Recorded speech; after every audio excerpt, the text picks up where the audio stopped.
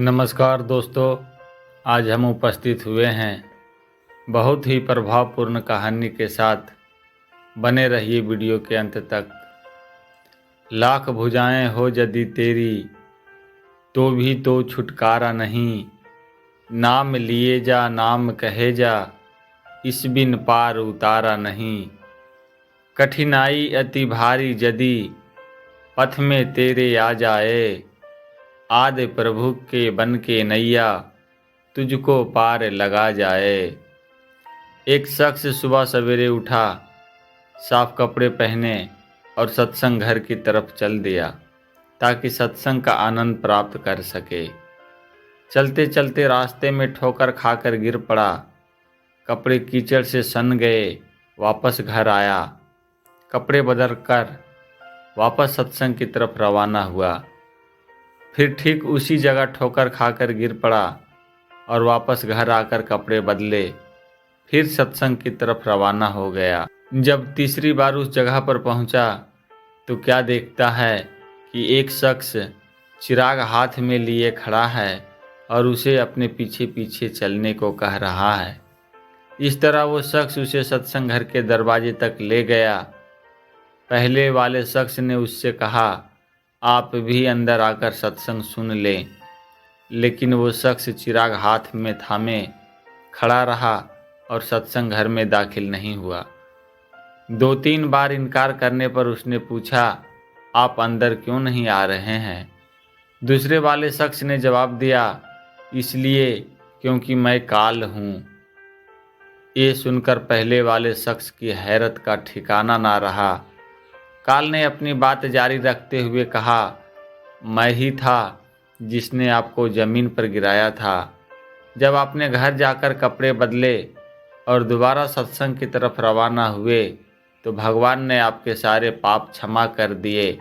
जब मैंने आपको दूसरी बार गिराया और आपने घर जाकर कपड़े बदले और फिर दोबारा जाने लगे तो भगवान ने आपके पूरे परिवार के गुनाह क्षमा कर दिए।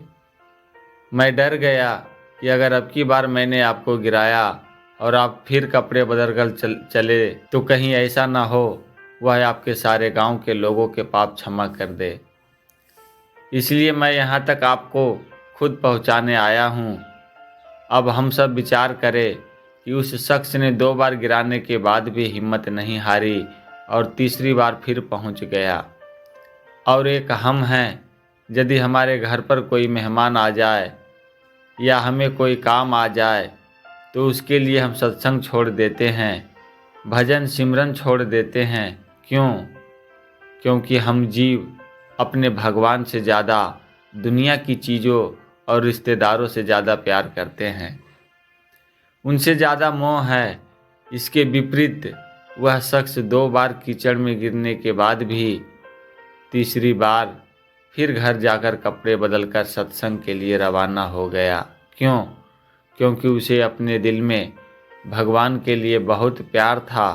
वह किसी कीमत पर भी अपनी बंदगी का नियम टूटने नहीं देना चाहता था। इसलिए भगवान ने काल से स्वयं उस शख्स को मंजिल तक पहुंचाया जिसने कि उसे 2 बार कीचड़ में गिराया और मालिक की बंदगी में रुकावट डाल रहा था, बाधा पहुंचा रहा था। इसी तरह हम जीव भी जब हम भजन सिमरन पर बैठें तब हमारा मन चाहे कितनी ही चालाकी करे या कितनी ही बाधित करे, हमें हार नहीं माननी चाहिए और मन का डटकर मुकाबला करना चाहिए।